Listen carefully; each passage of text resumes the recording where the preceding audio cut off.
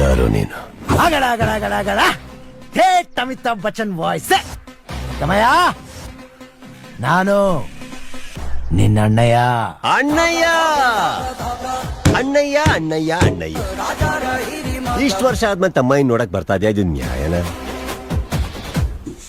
ಎಲ್ಲಿದ್ಯಾ? ಹೇಗಿದ್ಯಾ? ನಾನ್ ಮುಗಿಸಿರೋ ಕಥೆಲಿ ಉಳ್ಕೊಂಡಿರೋ ಯಾವುದೋ ಚಿಕ್ಕ ಪುಟ ಅನ್ಸುತ್ತೆ.